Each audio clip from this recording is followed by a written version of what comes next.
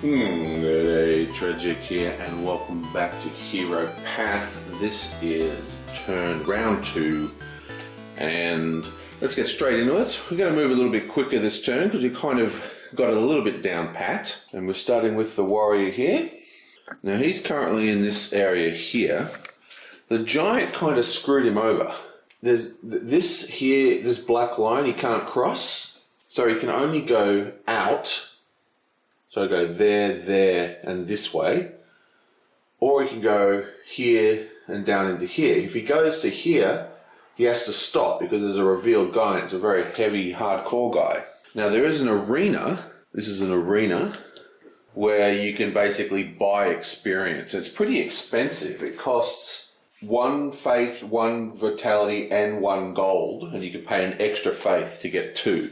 I don't really know. He does want experience, but I don't think that is the best place for him to go. What I think he's going to do is he's actually going to go 1, 2, 3 to this location, and that's going to, there's the little symbol here that says draw a site.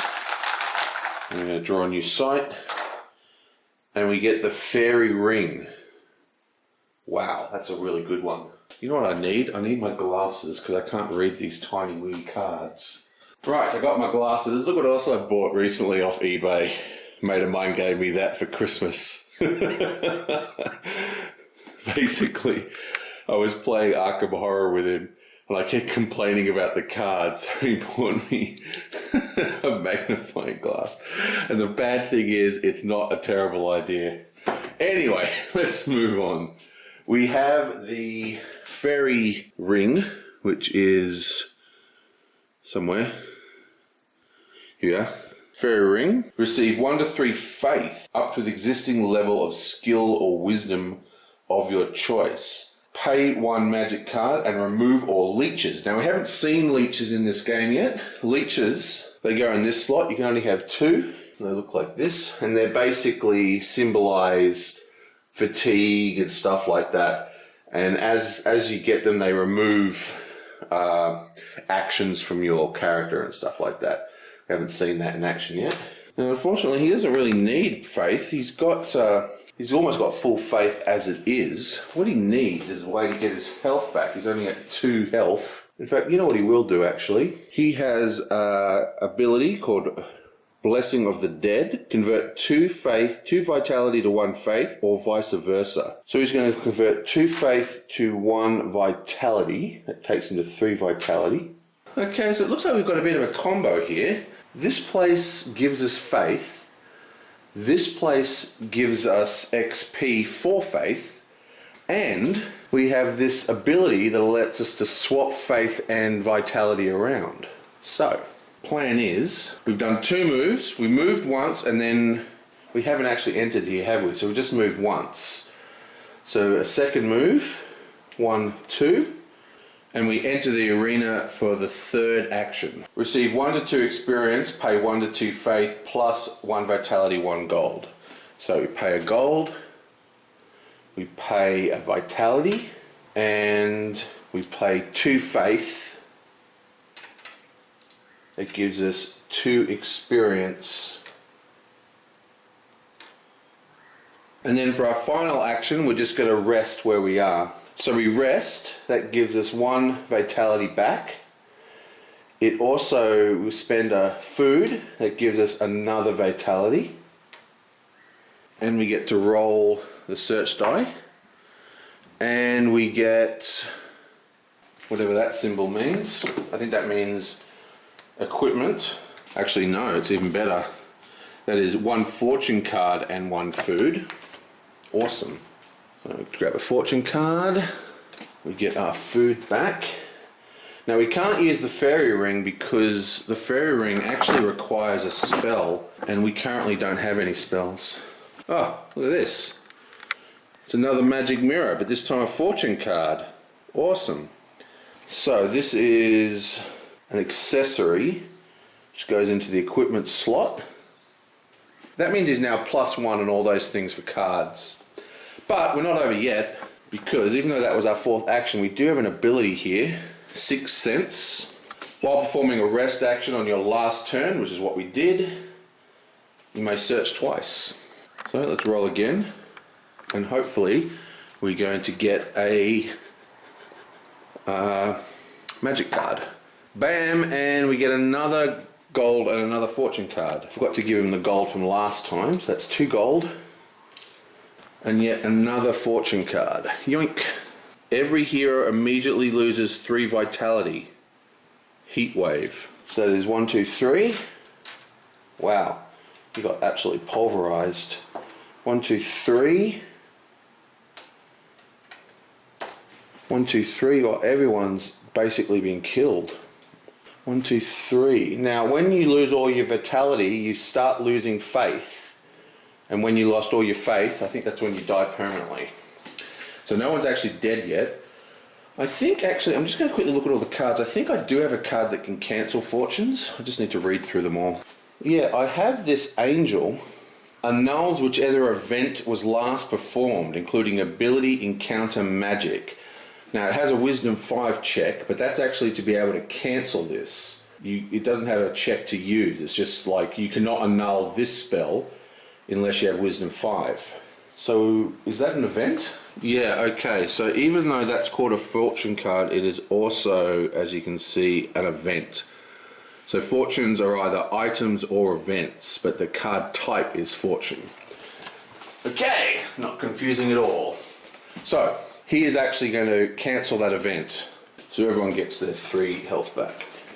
Right, and that has been annulled. Boom. Okay, wizard's turn. The wizard is also looking to earn XP. Currently, he has 2 XP, so he needs a lot more than that. So he is going to cast Summon the Undead. This allows him to summon 1 or 2 dead enemies of his choice from the scale of evil. So looking at the scale of evil, we want the weakest monsters we can find, which is the goblin. There's 1, 2 goblins. He's going to summon both those goblins. Okay, goodbye summon card. And what happens if you have 2 monsters in the same zone? Better look that up. As far as I can tell, there are no rules for fighting 2 enemies at once. Basically, the only thing that really is mentioned is when evading more than 1 enemy, the hero loses 1 vitality per evasion. And the only other thing it says is when beginning a travel action in a space with an exposed enemy, or when skipping over a space with an exposed enemy, without fighting the enemy, the hero loses 1 vitality. So, as far as I can tell, as long as I don't move out of that zone and I attack 1 monster each in 2 separate attacks, I will, that's how it works, right? Okay, let's do it. So, for our first action, we are going to attack this guy, and our second action, we're going to attack the other guy. Skill up. Now, there was a little mistake I did last turn. Basically, I forgot that space 1 on the track still counts, obviously. So this value here, as it goes up, 2, 3, 4, 5 or whatever, is an additional modifier to his ability. So this guy is plus 10, he's actually 11.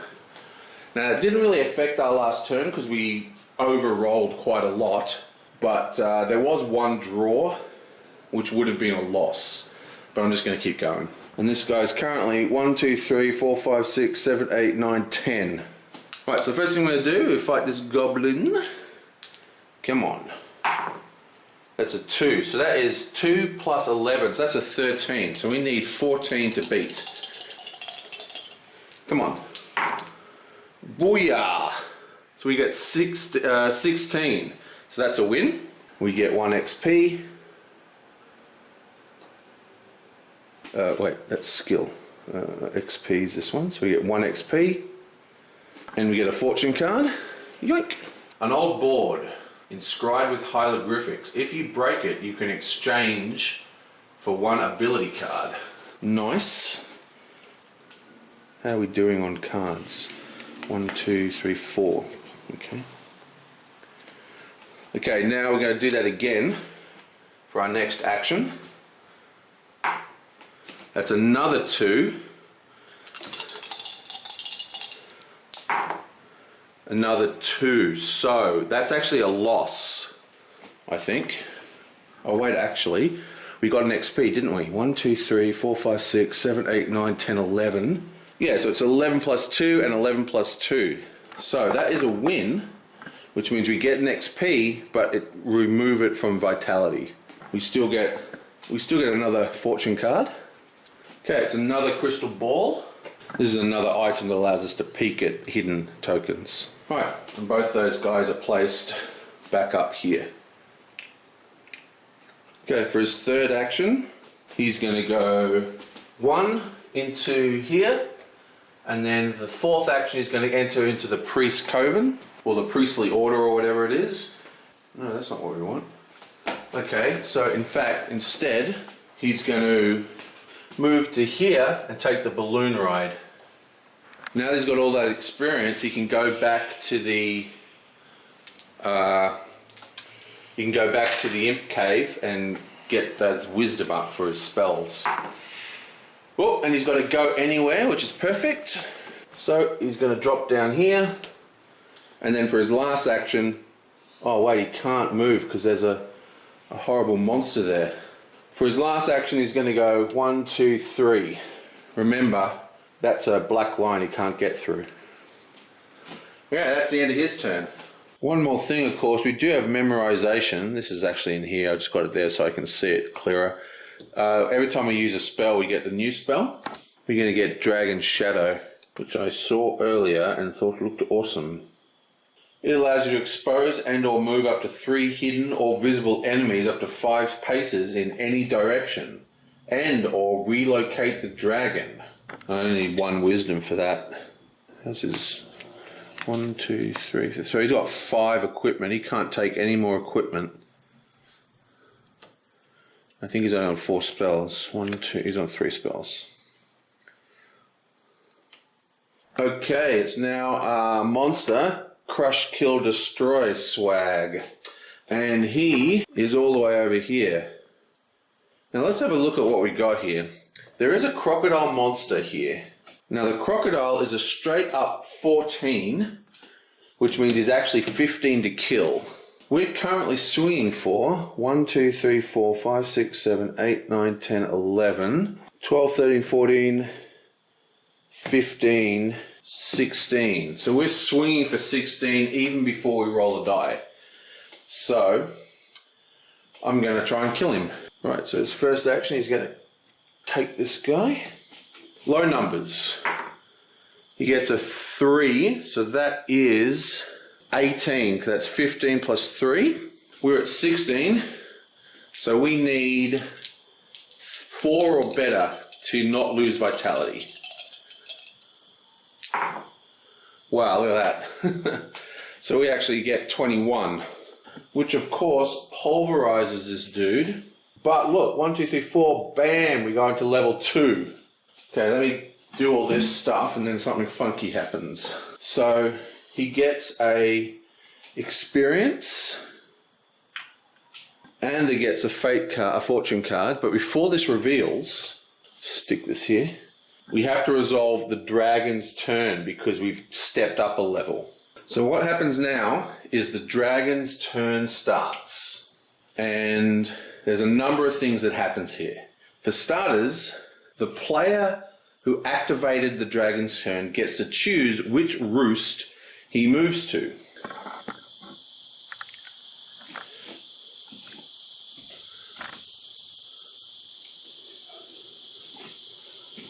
So the dragon's going to go meow, bam, over here. Now during that flight, he terrorizes the land. So we roll the black dragon die. And all the plains areas are scorched. Now, fortunately or unfortunately or whatever, there are no characters in any of the plains locations, so no one gets hit by that strafing run. And now, each player, starting with the hero that activated, so it goes 1, 2, 3, 4, places a random face-down monster in any space 7 from them. Now, it actually says in the manual 7 spaces, right? So it actually says in the manual 7 spaces away. Now, the question is, there's another term this game uses called paces. So a pace is one movement point, okay? So that's a pace, but because there's the black line, you can't go there. So that's an illegal pace move. So do they mean 7 paces or 7 spaces? Now, because they said spaces in the manual, I'm going to say spaces, which means that I do not have to worry about black blocking lines. I can just place it 7 areas away from where I am, not 7 legal path spaces, which is paces, which is paces. Paces, man. It's like a tongue twister. You know what I'm trying to say. Let's do it. So this guy, he's just going to place one directly on the fighter, because the fighter is actually very, very weak at the moment. The elf is going to place one, 1, 2, 3, 4, place it over near the bridge. The fighter is going to return the favor, and the mage is going to place it here. I actually think you can only ever have 2 monsters in a space. I think placing multiple monsters in the one spot is actually a really good idea. It really slows them down. And finally, we draw a new site location, and the person who activated the dragon's turn gets to place it wherever he wants. It's a monastery.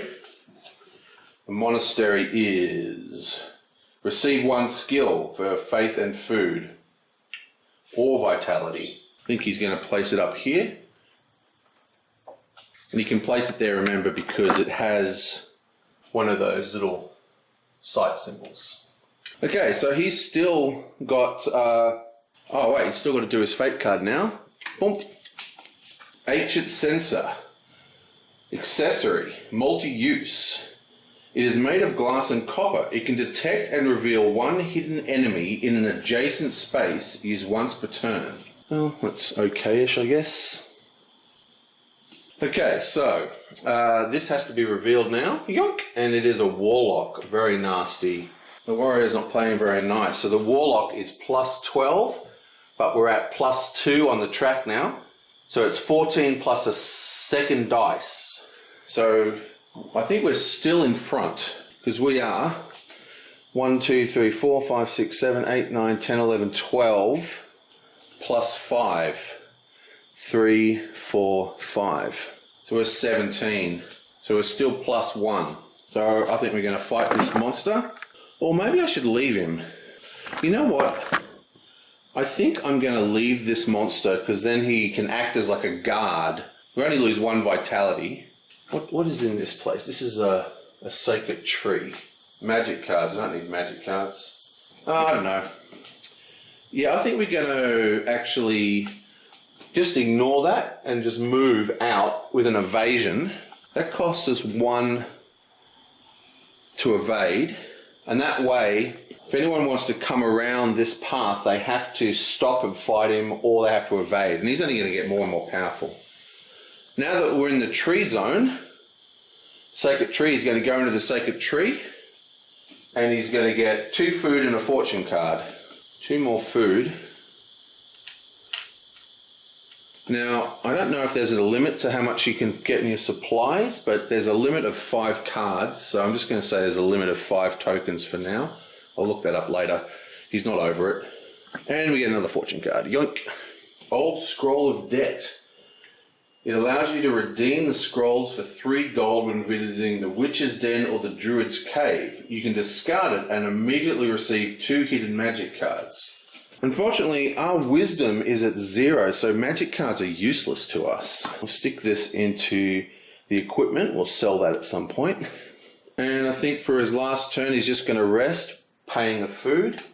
So that gets him 2 vitality.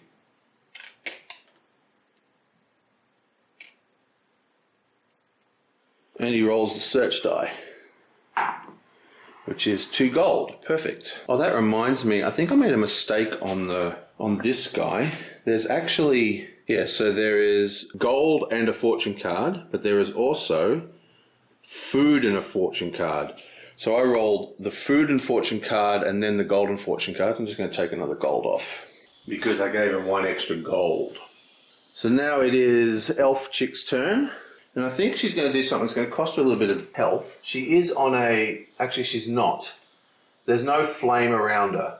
So, but she is on a warlock, but she doesn't want to fight. So she's going to go 1, 2, 3 into there. And then she's going to enter the priestly coven. So that is 1 to evade, and then 1 more damage because of the priestly coven. Because she's on a spot that has an activated flame marker because the dragon's in this roost. That means any action taken in that zone takes a vitality damage. So the action is enter the priest coven, and the priest coven allows her for 1 gold, 1 food to trade skill for experience. Experience for skill. So that's 1 food, 1 gold, and she's only got 1 XP, so it'll just move that to there. Then she's going to do another action, and remember, because of the flame, she loses another health. And remember, you only die when your health and your faith is gone. And boom, we have the Fairies Blessing. In fact, now that I think about it, this is just a card, so it's not actually an action, so we don't lose that health. But it says you may transfer your hero directly to the Fairies Ring, and then every time we visit the Fairies Ring, they grant us +1 to 5 vitality. So we just pick her up, yoink, and she comes down to the Fairies Ring. And remember, this is still action 2, and then for her second action, she enters the Fairies Ring. So that's what she's like. She didn't lose that third thing, and she gets 4 vitality. 1, 2, 3, 4. And she doesn't get anything else because the only thing she can do now in the ring itself is gain faith or remove leeches, which she can't really do because she's almost full faith. Then for her last action, she's actually going to do a rest. Even though she's got full vitality, she's going to rest, and that's going to allow her to pick up and attach the shield. So when you do rest actions, you can put items into your equipped slots. So I'm just going to put that there. And she gets to roll, boom, she gets 2 gold. And her final movement is going to be 1, 2, 3, 4, 5. Remember, she gets an extra movement point because of the road. And that's actually a safe space, so she's safe there now. I think that's all her turn. She moved, she entered the fairy, she entered the other one, then she moved. That's it. Okay, guys, that is the end of round 2 of Heropath. Starting to get a little bit more into it. I have been making a humongous mistake. Basically, I've been rolling these dice for combat because they're easier to read on camera than these dice. But these are the actual character dice, and you'll note that these go up to 5 damage, while these dice, they only go from 2 to 3. So I have to roll with these dice. These are actually lightning bolt dice that came in one of the expansions, and these are fireball dice. Long story short, the yellow dice are the ones I've got to use when I'm fighting. Whatever, let's keep going. I'll see you guys next time. Actually, yoink, she's still here. Because she moved, she entered a site, and then she rested. So that's, she's stuck here. Okay, that's it this time.